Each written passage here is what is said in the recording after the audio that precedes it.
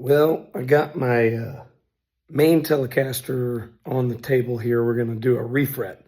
And I've decided, since I'm tired of changing the frets on this guitar, I'm going to go with stainless steel and see if I can get a little bit more life out of that. I've never done a stainless steel fret job before, so you can have this experience with me if you want. But anyway, I'd like to take you through a few things here real quick as we get started. So here she is. This is a 1999 custom shop Tele. It's a double bound Telecaster that had a B-string B-bender put in it by a string bender in Houston. I don't know when that was done, but I want to say that it was around, probably when the guitar was pretty new. It's not factory, but it was added probably around 2000 or 2001. And I got the guitar in 07. So I've had it since 2007. There's been some modifications through the years since I've had it.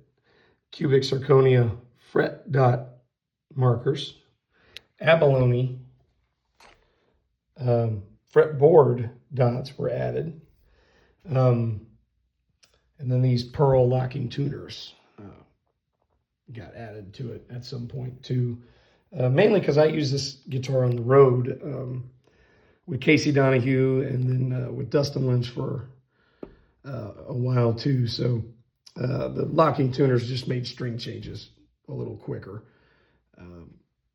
Anyway, this pickup configuration has been pretty much the way I've had it the whole time. I've added this middle pickup like 08, 09, somewhere in there. And this is a coil tap for this. So you can run it as single coils or you can run it as a humbucker.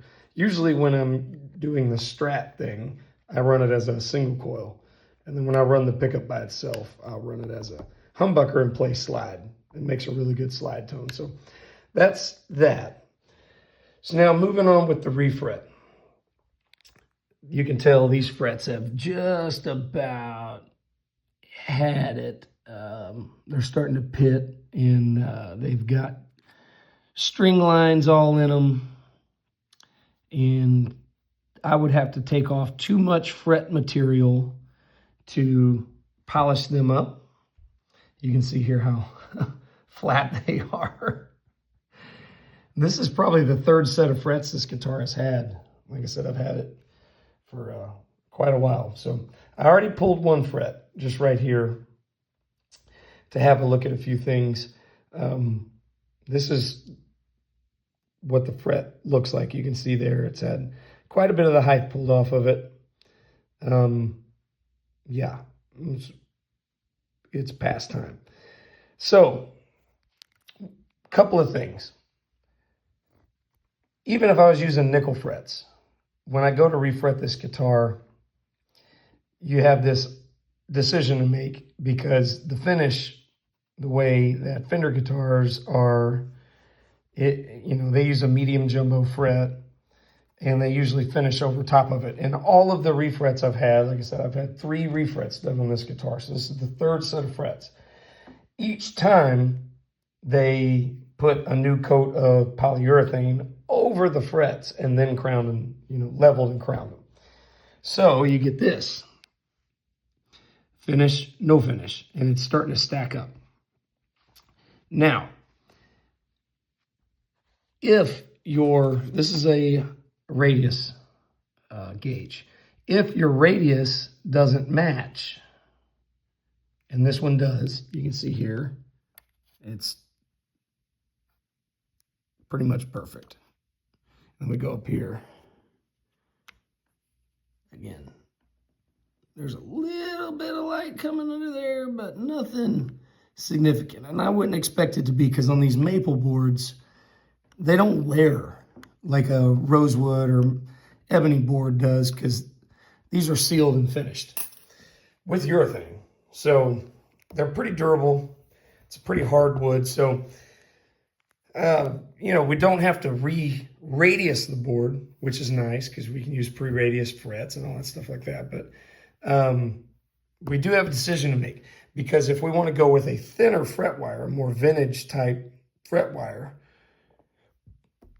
then we're going to have to at least sand the finish off and refinish so that we don't have these lines. If you used, I don't have vintage fret wire with me, but essentially it would look something like that, you know, where you can see some of the finish.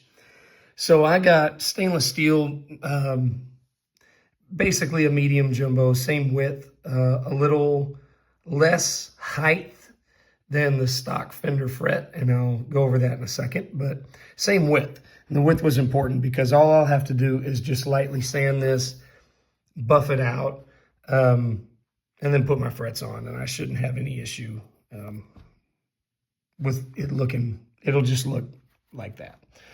And I won't have to use any urethane on it. I can just polish it back up and we'll be in good shape. Now, the next thing that we got to talk about is, if you'll notice, this guitar's been played, you know, for years. Like you see right here along this line where the finish has just been worn through.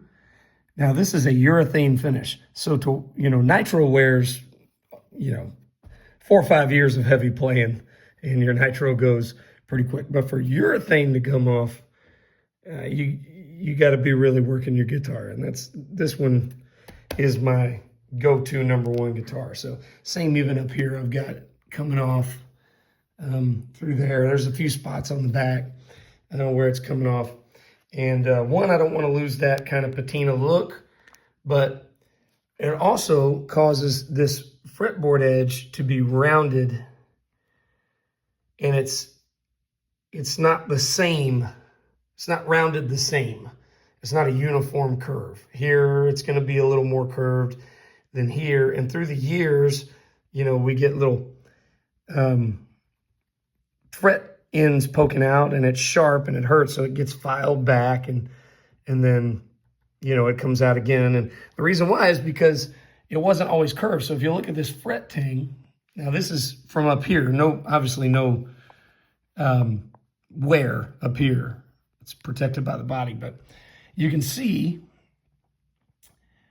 that when they put these frets in, they put them in, cut them, and then filed them to the contour of the neck, and you're left with these very sharp ends right here. I mean, that's almost like a razor blade, both sides. So, and then you can see too, if I focus in, see that corrosion? Okay, so that's where the wood has shrunk, and that was actually sticking out. So that's up here, but had that been like around here or something, that's cutting your hands, that's hurting. So on this refret, since I'm going to be using stainless steel instead of these nickel frets. See, nickel frets, it's not that big of a deal. You get a file after it, you know, come over here this way and just file slightly until you stop hearing the file biting metal, and you're good to go. Stainless steel, you can't do that. Stainless steel is a lot harder to file, and you're likely to be taking some wood and things like that. So what we're going to do is we're going to cut these. When we cut our stainless steel frets, we're not going to install the fret and then cut it. What we're going to do is we're going to mark the size that the fret needs to be. So when I don't have the frets out yet, but when we go to the stainless, we'll put it in, we'll mark it really close, like as close as we can get it marked, right? But leave a little hangover on both sides. Then we'll take it out and we're going to cut back that flange just a hair. Just a hair, because look, if you don't have a barb right there, that's not doing anything anyway. So we're just going to cut away that sharp edge and cut our fret to the right length, pop it in, then we have a very minimal amount of filing. Basically, the filing will just be to shape the edges, not bring them to shape, but they'll just put the fret edge on it. And we're going to use a little bit less angle in. since they're rolled. So we'll just basically follow the contour of the roll, and that's it.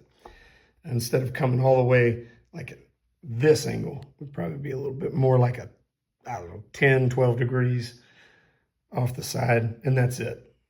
And then I mentioned that the fret will be shorter. So it'll basically be somewhere in the middle of super low like this one was and where the stock Fender fret is. And the reason for that is I don't want to replace this nut. This nut is in really good shape. The fret slots were not, when this fret job was done, the fret slots were not deepened. So I was pretty high action right here at the first fret. So I've already measured where it's at. I'm going to refret the guitar to pretty much the nut. So I shouldn't have to take hardly any material off the tops or the crowns of the stainless steel frets other than just leveling. And so another thing to keep in mind with the stainless steel frets, and like I said, I've never done them before. This is my first time, so I'm trying to get ahead of all the curveballs that stainless steel throws at you. So stainless steel is very, very hard. It's very brittle. Nickel is pliable and soft. I mean, I could probably bend this fret in my hand. Yeah, see? So, you know, can't do that with stainless steel. Yeah, re-radiusing just with my finger. You can't do that with stainless steel. It's not going to work. It's harder, and if you overbend it, it'll just break. So we want to make sure the radius is good because of that. And then furthermore, it's really hard to cut with clippers. It'll either cause your nippers to break, especially like little guys like these. It'll cause your nippers to just break, or the fret could actually shatter, come apart in ways you don't want it to. So we're not going to nip them. This is a fret puller, really, not nippers. So I have another pair of nippers. But anyway, we're going to use this to pull the frets and then no more nippers. What we're going to do is we're going to use a Dremel tool and a cutting wheel to cut the frets out of the neck. We're going to put them on, measure them to length, take them off. We're not pressing them in. We're just going to lay them flat, mark it, cut it, and then I'll have a board that has them numbered. We'll get them pre-cut as close as possible with a little bit of overhang, not a whole lot, just a little.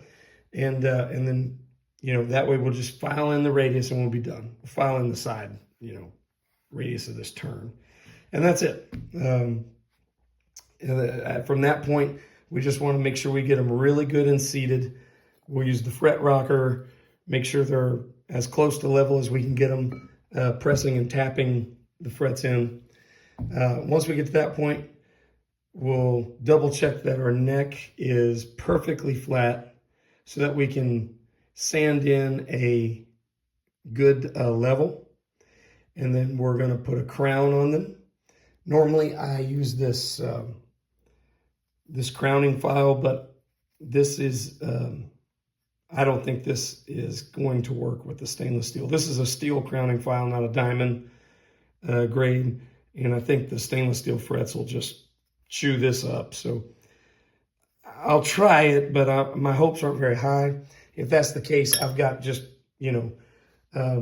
this isn't one of them, but I've got regular file sets that are diamond files. So I'll just hand, crown the frets with the motion, we'll tape it off. The motion looks something like this, where you just kind of forward and twist, and you go in slow, steady strokes up and down the fret. You'll put a marker line across there, and what we're trying to do is bring that marker line straight across the middle of the fret and as thin as we can get it. Once we get that marker line perfectly thin and straight from filing each direction down the fret, we know we have the crown perfect.